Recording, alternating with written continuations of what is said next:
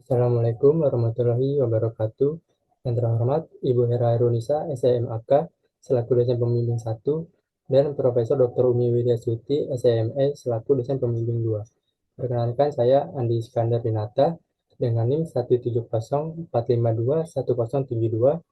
Program Sarjana Terapan Akuntansi Sektor Publik, Fakultas Ekonomi dan Bisnis. Pada kesempatan yang baik ini, saya akan mempresentasikan rencana penelitian saya yang berjudul Penyusunan Standar Operasional Prosedur, Penerimaan dan Pengeluaran pada Taman Kanak-kanak Curug Indah.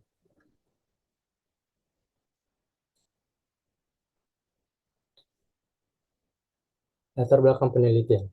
TK merupakan jenjang pendidikan formal dalam satuan pendidikan anak usia dini, yang memiliki peran utama dalam mempersiapkan anak-anak untuk menuju pendidikan dasar. Untuk mendukung pendidikan yang diberikan kepada anak sebelum memasuki pendidikan formal lebih lanjut, maka TK harus memberikan proses pembelajaran serta layanan yang berkualitas. Keberhasilan atas tercapainya TK berkualitas tentu tidak terhindarkan atas salah satu aspek penting terkait pengelolaan laporan keuangan yang transparan dan akuntabel.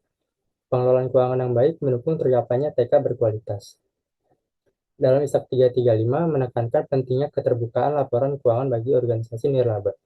Keterbukaan keuangan menjamin akuntabilitas arus kas dan memperkuat efektivitas pengawasan. Setiap TK membutuhkan sistem informasi kas yang terstruktur dan dilaporkan dengan baik. Dalam implementasinya, terdapat TK yang belum memiliki sistem pencatatan kas yang sesuai standar.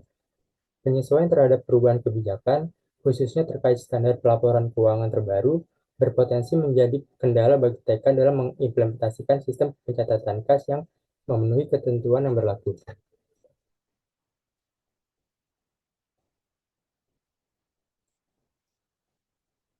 Dalam penelitian terdahulu yang dilakukan oleh Maulana et al. Yang meneliti terkait perencanaan sistem informasi dan pencatatan akuntansi pada taman kanak-kanak di Kelurahan Babakan, Surabaya, Bandung, penelitian menunjukkan TK belum memiliki prosedur sistem informasi akuntansi, sehingga diusulkan rancangan mekanisme meliputi penerimaan kas, pengelolaan dana bos, dan pengeluaran untuk gaji.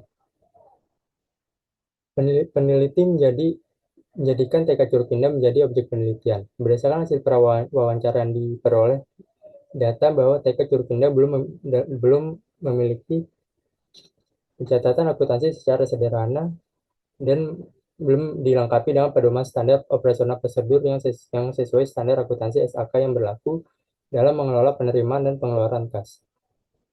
Berdasarkan fenomena yang terjadi, peneliti bermaksud untuk menyusun standar operasional prosedur penerimaan dan pencatatan kas pada layanan pendidikan tersebut. Peneliti tertarik untuk mengajukan penelitian yang berjudul Penyusunan Standar Operasional Prosedur Penerimaan dan Pengeluaran pada Taman Kanak-kanak Curug Indah.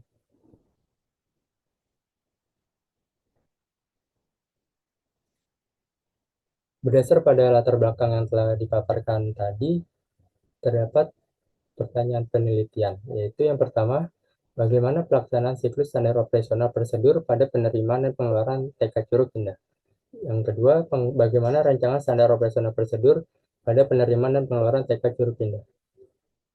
Lalu tujuan penelitian. Yang pertama, untuk menganalisis siklus standar operasional prosedur penerimaan dan pengeluaran yang diaplikasikan saat ini pada TK Curug Indah. Yang kedua, untuk merancang standar operasional prosedur penerimaan dan pengeluaran pada TK Curug Indah. Manfaat penelitian. Manfaat teoritis.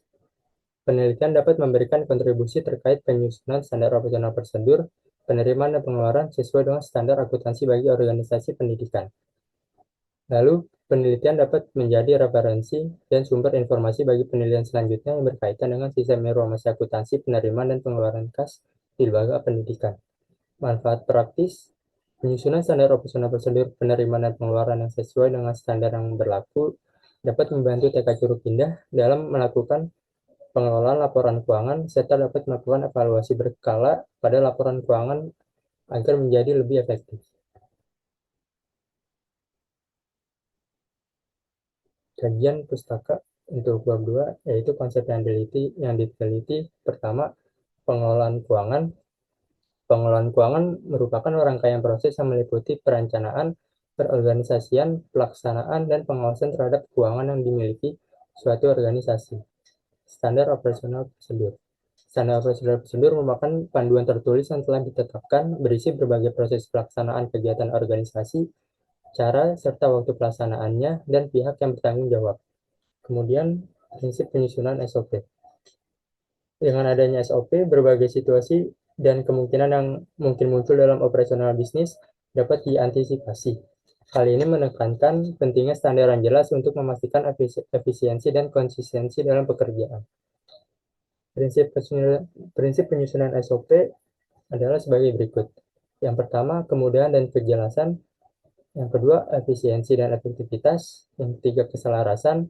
Yang keempat, keterukuran. Yang kelima, dinamis. Yang keenam, berorientasi pada pengguna. Yang ketujuh, kepatuhan hukum. Dan yang kedelapan, kepastian hukum. Berikutnya, jenis SOP. SOP terbagi dalam beberapa jenis. Yang pertama ada berdasarkan sifat kegiatan, yaitu ada SOP teknis dan SOP administrasi. Lalu SOP menurut cakupan dan besaran kegiatannya, yaitu SOP makro dan SOP mikro. Kemudian menurut cakupan dan kelengkapan kegiatan, SOP final dan SOP parsial. Dan menurut cakupan dan jenis kegiatan, SOP generik dan SOP spesifik. Pada penelitian ini, peneliti akan memfokuskan untuk menyusun jenis SOP generik. SOP generik merupakan SOP yang secara umum terdapat kesamaan antara aktivitas yang dijadikan SOP dengan aktivitas dan penyelenggaranya.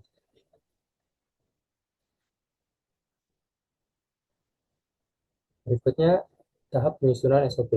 Proses penyusunan SOP umumnya melalui beberapa serangkaian langkah yang harus dilaksanakan. Antara lain, yang pertama, identifikasi kebutuhan. Yang kedua, pengumpulan informasi. Yang ketiga, penulisan kerangka.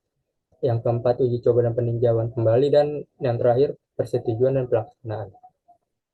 Berikutnya, flowchart standar operasional prosedur.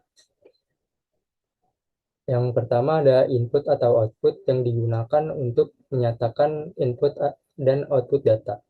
Lalu proses yang digunakan untuk menunjukkan pengolahan data.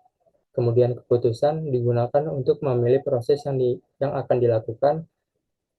Kemudian terminal point digunakan untuk memulai dan mengakhiri proses. Lalu kartu digunakan untuk menyatakan input atau output yang berasal dari kartu. Lalu manual input digunakan untuk menginput data secara manual dengan keyboard. Lalu multi dokumen digunakan untuk dokumen yang terdapat dalam beberapa dokumen terpisah. Kemudian manual operation digunakan untuk memilih proses yang akan dilakukan. Dan yang terakhir arsip digunakan untuk menunjukkan bahwa data akan disimpan ke media tertentu. Berikutnya siklus penerimaan. Siklus penerimaan mencakup serangkaian aktivitas operasional yang dimulai dari pemberian otorisasi kredit oleh bagian penjualan, dilanjutkan dengan proses pengambilan dan pengiriman barang, penagihan kepada pelanggan, hingga penerimaan kas sebagai akhir dari proses tersebut. Siklus pengeluaran.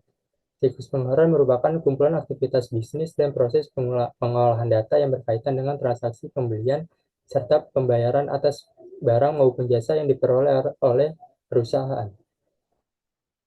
Yang selanjutnya konsep taman kanak-kanak berdasarkan Undang-Undang Nomor 20 Tahun 2003 tentang Sistem Pendidikan Nasional mengamanatkan bahwa pendidikan di taman kanak-kanak adalah suatu upaya pembinaan yang ditujukan kepada anak sejak lahir sampai dengan usia 6 tahun yang dilakukan melalui pemberian rangsangan pendidikan untuk membantu pertumbuhan dan perkembangan jasmani dan rohani agar anak memiliki kesiapan dalam memasuki pendidikan lebih lanjut.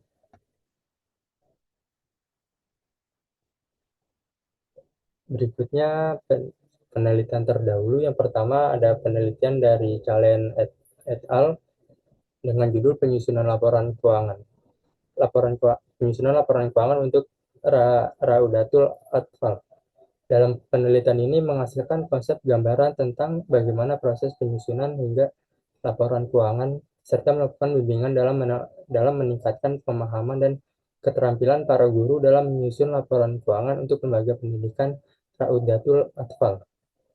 Lalu penelitian dari Akbar dan Merini yang berjudul Perancangan Sistem Akuntansi Penerimaan Kas pada Pondok Pesantren Al-Mujsinun Blitar. Penelitian ini akan menghasilkan rekomendasi sistem akuntansi yang berisi komponen-komponen pencatatan akuntansi hingga akhirnya menghasilkan laporan keuangan. Diharapkan dengan adanya penyusunan sistem akuntansi, pondok pesantren dapat menjadi acuan dalam hal akuntabilitas dan kinerja pondok pesantren. Lalu penelitian dari Maulana et al. Dengan judul Perancangan Sistem Informasi dan Pencatatan Akuntansi pada Taman Kanak-kanak di Kelurahan Babakan, Surabaya, Bandung. Pada penelitian ini menghasilkan sejumlah usulan rancangan untuk mengembangkan mekanisme sistem informasi akuntansi mencakup aspek-aspek seperti prosedur penerimaan kas secara umum, pengelolaan dana bantuan operasional sekolah atau BOS, serta proses pengeluaran kas untuk keperluan penggajian. Berikutnya, kerangka berpikir. Peneliti akan menganalisis siklus penerimaan dan pengeluaran kas yang dilaksanakan pada TK Curug Indah. Kemudian, setelah menganalisis, peneliti akan menyusun standar operasional prosedur siklus penerimaan dan pengeluaran kas pada TK Curug Indah. Lalu, yang terakhir akan membuat kesimpulan dan saran.